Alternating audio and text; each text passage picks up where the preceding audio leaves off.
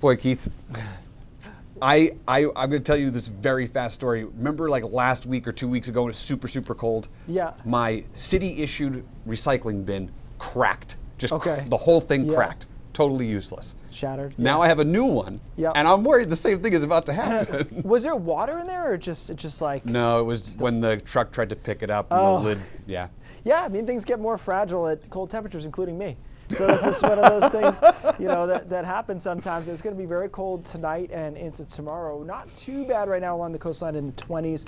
10 in Rangeley, 16 in Berlin, New Hampshire at the moment. And the winds are driving down that cold air. So gusting to 37 miles an hour in Portland, 38 miles an hour in Sanford, 41 miles an hour in Portsmouth. That's out of the due west down there. So temperatures falling tonight, single digits even to the coastline. We should be about 8 degrees or so, 8 or 9 degrees it looks like by tomorrow morning. About 5 inland, and then 5 to 10 degrees below zero into the mountains in northern Maine. And so tomorrow's a bright day. They often are where they're very cold like this, but we don't really warm up that much. We're in the teens all day. The mountains stay in the single digits all day. And then tomorrow night isn't any warmer, right? So we're about 5 again along the coast, if not colder, about 0 inland.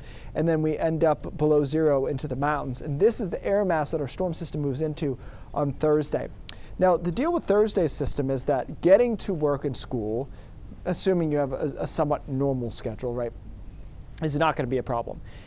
But pretty rapidly in the afternoon, conditions will fall apart. So this is 11 o'clock. So between 11 and noon, let's say, snow moves in from the southwest into York County and southern Oxford County. Look how quickly it overspreads the state, though, by 3 or 4 o'clock. And so I think the evening commute is going to be your problem here, as temperatures are cold enough for all snow, and we see moderate, even some heavy bursts of snow coming down Thursday afternoon into Thursday night. I think this model's a little fast moving this thing out of here, but it does stand to reason that over southern Maine we could be done around 8 or so, and it takes until maybe 9 or 10 over parts of down east Maine. So it's a quick hitting storm system. And so if you do the math on that, okay, we don't have that many hours of snow, but we're still expecting 3 to 6 inches, and in some cases 6 to 8. That means that we'll have to be snowing an inch an hour at some point, right? And so that's where I think we might have some issues on Thursday afternoon into Thursday night for the evening commute.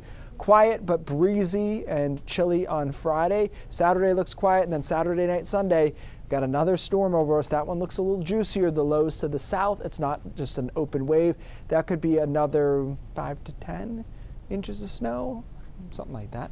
We'll have a map for that probably tomorrow, even though I don't want to, but we kind of have to. I hate to have 2 maps at the same time, but that'll be Saturday night, Sunday. That last a good part of the day Sunday should be able to clear out for the afternoon there into around Super Bowl Sunday. So I think at this point, at least, if you have plans for watching the Super Bowl, I think we're okay.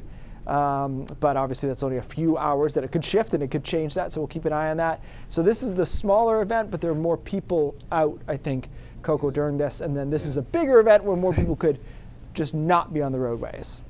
So yeah, winter's here. I have a feeling people know how to hunker down, and they will certainly do that in front of their TVs. Yep. Thanks, Keith.